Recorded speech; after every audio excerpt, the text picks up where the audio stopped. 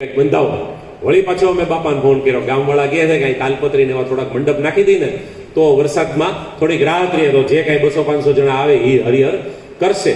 તો પાછો અમે બાપાને ફોન કર્યો, બાપા આ લોકો કહે છે મંડપ બાંધવાનું તો કરાવી નહીં. તો બાપા કે એ લોકોને જે કરવું એ કરવા દો, તમારે કંઈ કરવાનું થતું નથી. અમે ગામવાળાને ના પાડી, ગામવાળા લોકો એકાદ બે છૂટી છૂટી તાલપત્રી બાંધી. હવે આમાં હરિહર કરાવવું શક્ય નહોતું, પણ સવારના 9, 9:30, 10 જેવો સમય થયો. બાપા મુંબઈથી રવાના થયા. લગભગ 10:30, 11 વાગ્યા આસપાસ આશ્રમ એટલે મંદિર, ચિંચણ મંદિરથી લગભગ થોડાક દૂર હશે, 15-20 મિનિટ, અડધી કલાક જેવા. અને વરસાદ રોકાઈ ગયો, એકદમ ઉગાડ થઈ ગયો. અને ગામવાળા બધા રાજી થઈ ગયા, એનાથી વિશેષ અમે રાજી થઈ ગયા. ગામવાળા લોકો બધા ઉત્સાહી હતા કે કોક ગુરુદેવ પધારવાના છે. કોઈએ જોયા નહોતા બાપાને. આવીને કોક રંગોળી કરવા માંડ્યો, કોક પડી ટેબલ ઉપર કંઈક વ્યવસ્થા કરવા માંડ્યા, અને બધી વ્યવસ્થા ચાલુ થઈ ગઈ. બાપાશ્રી પધાર્યા, ખૂબ એનું ભાવભીનું સ્વાગત થયું, હાલતોરા થયા. પછી બાપાએ ત્યાં વિતરણ પણ કરાયું હતું ગામની બહેનોને, ચાંદીના પાયલ ને સાડી ને એ બધી વસ્તુ.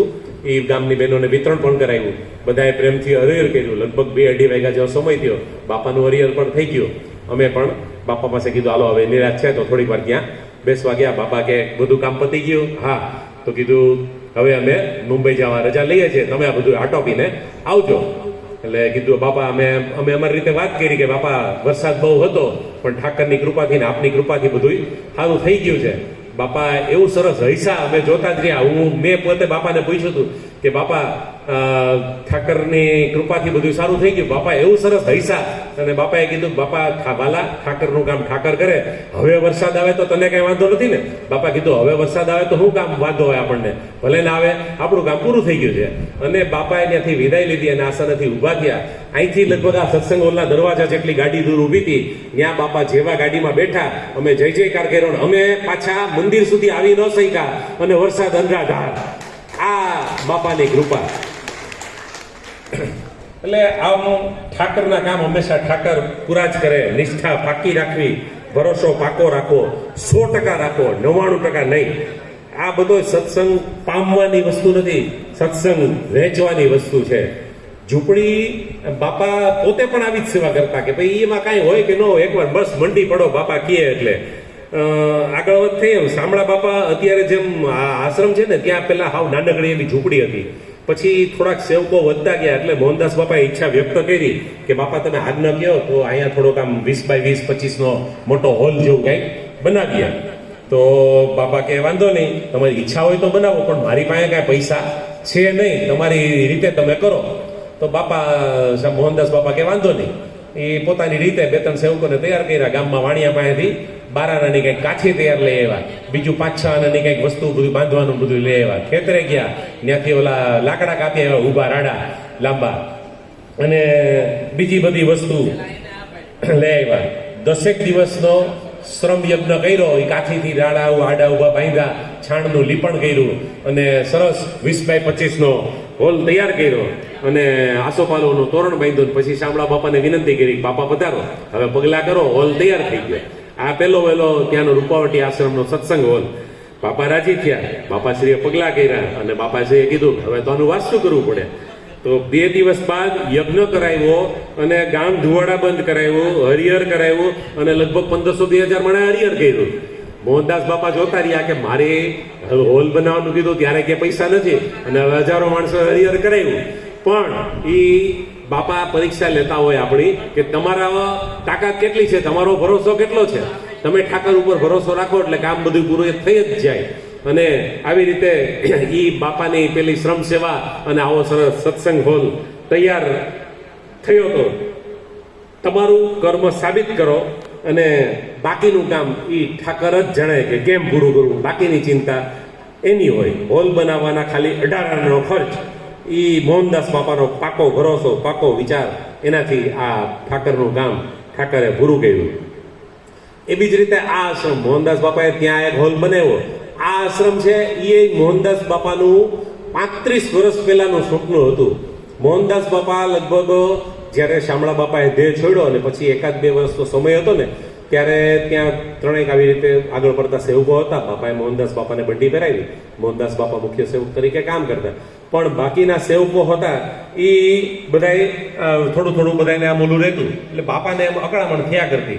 મોહનદાસ બાપાએ નક્કી કર્યું કે મારે હવે, બાપા વારંવાર દ્વારકા જતા, તો હું દ્વારકા જવા નીકળી જાઉં, મારે રોકાવું નથી ને આમ પછી રિટર્નમાં દ્વારકા રાજકોટ આવીશ ને તો રાજકોટની આજુબાજુ ક્યાંક આપણો મુકામ કરશો, હવે મારે રૂપાવટી નથી રહેવું, એવું થોડુંક એને મન થયું.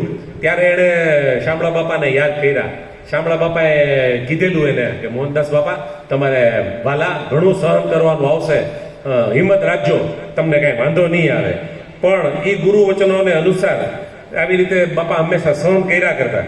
પણ જ્યારે આવું થયું ને ત્યારે બાપાએ દ્વારકા જવાનું નક્કી કર્યું, અને પછી બીજે દિવસે સવાર પડ્યું અને ત્યાં દાસભાઈ કરીને હતા, બીજા સેવકો હતા, એમાં દાસભાઈને બોલાવ્યા, એમની રૂમની ચાવી આપી દીધી અને પોતાના ખિસ્સામાં પૈસા આપી દીધા, દાનપેટી હતી એની ચાવી આપી દીધી કે આલ્યો આ બધું તમારું, હું અહીંથી જાઉં છું અને મારી પાસે કંઈ છે નહીં, એમ કરીને પહેરેલ કપડે નીકળી ગયા. ત્યાં અત્યારે બધા જોતા હશો કે રાત્રે દૂધ દેવા માટે એક ભગત આવે છે, ભરવાડ છે, એ ભગતને એના દીકરાની ત્યાં સેવા કરવા માટે આવે છે.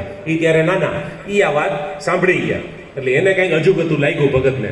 એટલે ભગતે એમ કીધું કે કીધું નહીં, પણ એ છાનું માને મોહનદાસ બાપાની વાય નીકળી ગયા. મોહનદાસ બાપા રૂપાવટીની બહાર ગાડિયાધર તરફ હાલીને જાય છે. ત્યારે ભગત પાછળ પાછળ જતા જતા રૂપાવટી ગામમાં જઈ અને ગામમાં બધાને વાત કરે છે કે આવી રીતે મોહનદાસ બાપા નીકળી ગયા છે, દાસ બાપાને બધું હોપી દીધું ને પહેરેલ કપડા વયા ગયા છે, દ્વારકાની વાત કરી છે.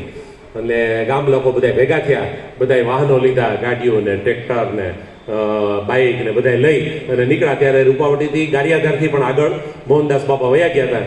ગામ આખું આડું ઉતરું અને મોહનદાસ બાપાને વિનંતી કરી કે બાપા, બે હાથ જોડીને ઉભા રહ્યા કે અમારો કાંઈ અપરાધ હોય, અમારી કાંઈ ભૂલ હોય તો અમને ક્ષમા કરો, પણ પાછા તમે આશ્રમે પધારો અને તમે અમને છોડીને ન જાઓ. લોકોની અનેક વિનંતી પછી બાપા ફરીવાર આશ્રમે પધારે છે અને ફરીવાર દાસ બાપાને પણ ભૂલ સમજાણી અને ફરીવાર બધું ત્યાં પાછું છે કે મોહનદાસ બાપા રીતે ત્યાં બિરાજે છે.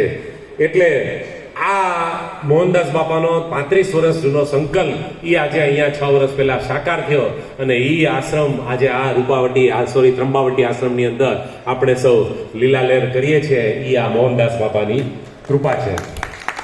મોહનદાસ બાપાએ શામળા બાપાના વચનોને ત્યારે યાદ કર્યા કે ઘણું સહન કરવાનું આવશે, વાલા સહન કરજો. બાપાએ અમને વારંવાર શિખામણ દે કે ઘણું સહન કરવાનું આવશે વાલા.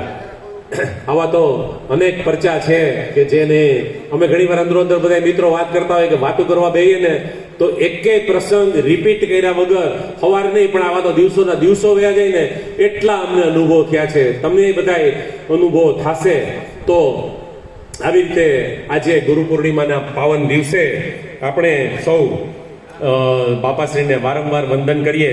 જગદીશભાઈ પણ બાપાશ્રી ઉપર પૂરો ભરોસો, પાક્કો ભરોસો રાખી અને બાપાના વચનોને અનુસરીને પોતાનું ભૈરું ભાઈદરું ઘર છોડી અને અહીંયા પોતાનો ધમધોકાર બિઝનેસ છોડીને માત્ર ને માત્ર બાપાના આદેશને અનુસરીને અહીંયા સંચાલન સેવા કરે છે. અને પાછું સોનામાં સુગંધ ભળે એમ જગદીશભાઈ એકલા નહીં, આ શક્ય નથી કે એમની પાછળ સંધ્યાબેને પણ એમનો જ પૂરો જ સાથ સહકાર આપ્યો.